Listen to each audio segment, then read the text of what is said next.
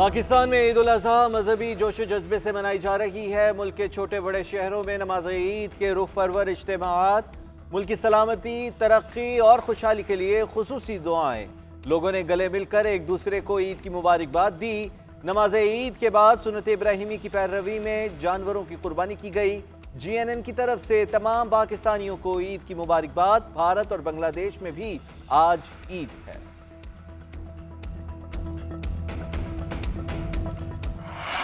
सियासी रहनुमाओं की आबाई इलाकों में ईद। सदर आसिफ अली जरदारी ने नवाब शाह में नमाज ईद अदा की। सियासी रहनुमाओं से ईद मिले। वज़ीर आज़म शहबाज शरीफ ने लाहौर में नमाज पढ़ी। शहरियों से गिले मिले, ईद की मुबारकबाद दी।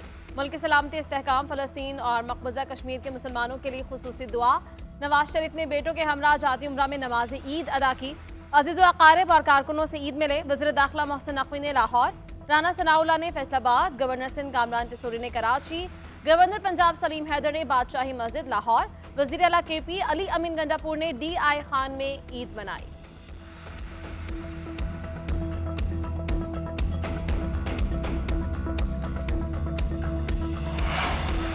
वज़ीर आज़म के दूसरे रोज भी आलमी रहनुमाओं से राबते। शहबाज शरीफ की टेलीफोन पर मलेशिया के हम मनसब को ईद की मुबारकबाद।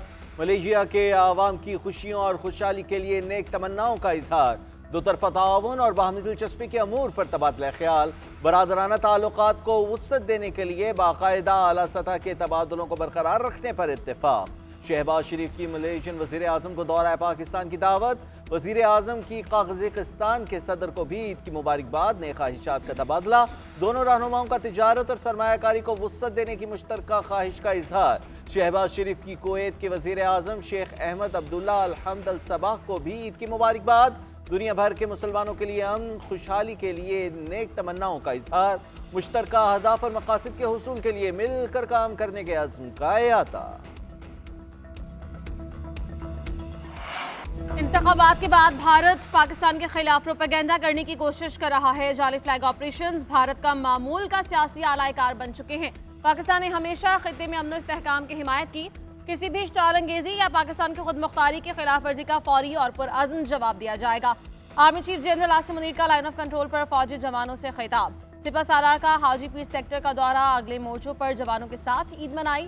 शहदा को भरपूर खिराज अकीदत। जवानों के बुलंद अज़्म और हौसले को सराहा। कहा, जवानों के लिए घरों से दूर महाज पर ईद बाइस फ़ख्र है। वतन की हिफाजत के फ़र्ज की अदायगी ज़्यादा अहम है। आर्मी चीफ का कश्मीरियों की हिमायत के अज़्म का अयादा। कहा, कश्मीरियों को अक़वाम मुत्तहिदा की करारदादों के मुताबिक हक़ खुद इरादियत मिलना चाहिए।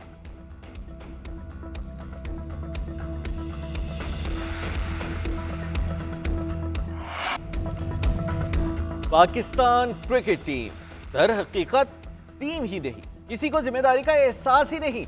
टीम में कोई इत्तेहाद ही नहीं। कोई खिलाड़ी एक दूसरे को सपोर्ट नहीं करता। सब अलग अलग हैं। ऐसे खिलाड़ी मौजूद हैं जिनको पता ही नहीं कि किस वक्त कौन सी शॉट खेलनी है। हेड कोच गैरी क्रिस्टन की पाकिस्तान क्रिकेट टीम पर शदीद तनकीद। कहते हैं, टीम का फिटनेस लेवल 0। हम दुनिया का मुकाबला नहीं कर सकते। दुनिया का मुकाबला करना है तो हमें अपना फिटनेस लेवल और स्किल्स को बढ़ाना होगा। बहुत टीमों के साथ काम कर चुका हूं, लेकिन ऐसा माहौल कभी नहीं देखा।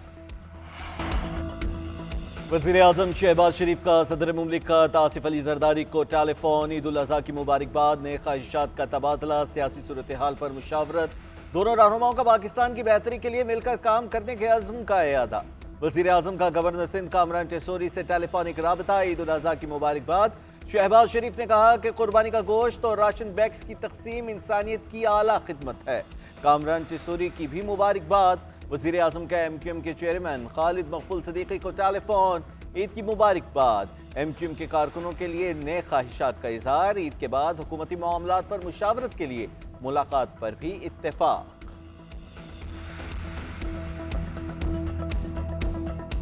मेरा नहीं ख्याल कि इंतशारी टोले का इंतशार जो है वो मौलाना पे गालिब आएगा, बल्कि मौलाना की मुसालियत है और मौलाना की जो अमन पसंदी है और आइन और जमहूरियत के साथ जो उनका लगाव है, मैं समझता हूँ वो गालिब आएगा। लगता नहीं कि मौलाना फजल रहमान इंतशारी टोले का कोई असर लेंगे। कौम दुआ करे कि अब मुल्क किसी हादसे का शिकार न हो। वज़ीर आज़म के मुशीर राना सनाउल्लाह की फैसलाबाद में मीडिया से गुफ्तगू। कहा, मौलाना फजल रहमान जमहूरी आदमी हैं। अच्छा है इंतशारी टोला मौलाना के साथ काम करे और उनसे कुछ सीखे। अपोजिशन इत्तेहाद में मौलाना फजल रहमान की मुसालिहत और जमहूरियत पसंदी गालिब आएगी।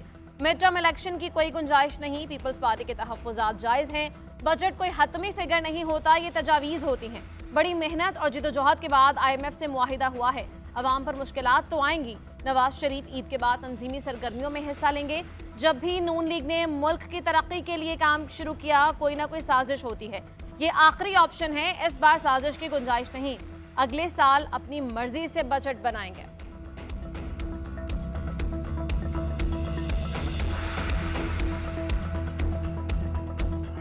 हमारा मुतालबा सिर्फ एक है कि जो आपके साथ रिटर्न हमारे एग्रीमेंट हुए हैं उस पे अमल दरामद किया जाए। ये चेयरमैन बिलावल भुट्टो जरदारी साहब की जो डिमांड है। चेयरमैन सेनेट यूसुफ रजा गिलानी ने फजलुर रहमान को हुक्मरान इत्तेहाद के लिए फैमिली मेंबर जैसा करार दे दिया। कहते हैं मौलाना फजलुर रहमान हमारे दोस्त हैं, वो PTI के साथ अजनबी नजर आएंगे। मीडिया टॉक में बोले पीपल्स पार्टी के तहफ्फुज़ात को ख़त्म किया जाए, नून लीग तयशुदा मुआहिदे पर अमल करे। मुआहिदे में हमें पंजाब में जगह देने की बात भी है, अलग सूबे के हवाले से भी मुआहिदे में शराइत मौजूद थी। इन तबकात को जिनकी ज़रूरत ज़्यादा है उनको रिलीफ दिया जाए। हमें ईद के मौके पर बॉर्डर पर शहीद होने वाले अपने जवानों को भूलना नहीं चाहिए। हमारे जवानों ने अपनी आज को कुर्बान करके आपके कल को महफूज बनाया है।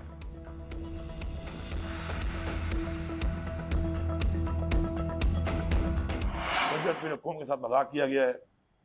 ये झूठा बजट, ये फ्रॉड बजट, जैसे ये खुद झूठे हैं, ये खुद फ्रॉडी हैं, उन्हीं झूठे चीजों के ऊपर इन्होंने फिगर्स दे के एक झूठा बजट जो है पेश किया है।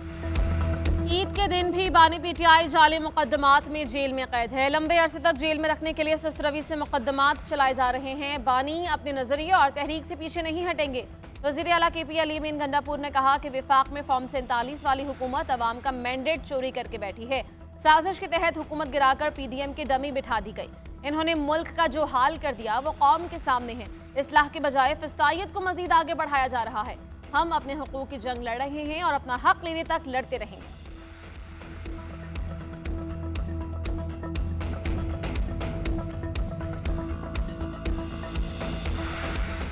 पाकिस्तान पीपल्स पार्टी और JUI के सरबराह मौलाना फजल रहमान के ख़ास तौर पर जरदारी साहब से बहुत देरीना, बहुत पुराने ताल्लुकात हैं। सियासत में ज़रूर बातें आगे पीछे होती हैं, कभी नाराज़गियाँ भी होती हैं, लेकिन बहुत हमें इज़्ज़त है मौलाना फजल रहमान साहब के लिए। मुल्क को बदनाम करना और मुल्क दुश्मनी करना किसी सियासतदान को ज़ेब नहीं देता। अपनी खातिर मुल्क और इदारों को दाव पर लगाना मुनासिब नहीं है। वज़ीर आला सिंध सैयद मुराद अली शाह का कहना है कि नवाज लीग से पीपल्स पार्टी के मुज़ाकरात चल रहे हैं, मुल्क की बेहतरी में फैसले होंगे। पीपल्स पार्टी इस वक्त हुकूमत में नहीं है मगर सपोर्ट कर रहे हैं। पंजाब में पीपल्स पार्टी का ख्याल है कि जो मुआहिदे हुए थे उस पर नून लीग अमल नहीं कर रही। सियासत में नाराजगियां होती रहती हैं। मौलाना फजल रहमान की बहुत इज्जत करते हैं।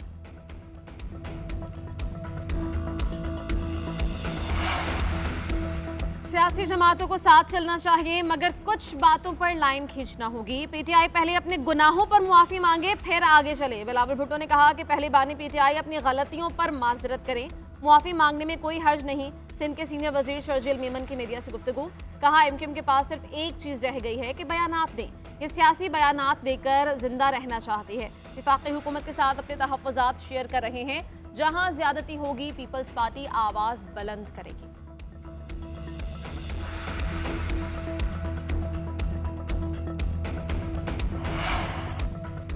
वज़ीर दिफा ख्वाजा आसिफ ने FBR को निशाने पर ले लिया। सोशल मीडिया वेबसाइट X पर पोस्ट किया कि 75 साल तक FBR ने जो मुआशत के साथ किया वो सबको मालूम है। नवाज शरीफ ने 35 साल पहले एक्सपोर्टर्स को FBR के चुंगल से आज़ाद कराया था। बैंक में 1% कटौती के बाद फिर इनकम टैक्स ऑफिसर के पास किताबें लेकर पेश होना होगा। इसके बाद क्या होगा, दिमाग पर बोझ डालने की ज़रूरत नहीं। हुकूमत को रेवेन्यू मिलना और एक्सपोर्टर को ब्लैकमेलिंग से महफूज होना चाहिए।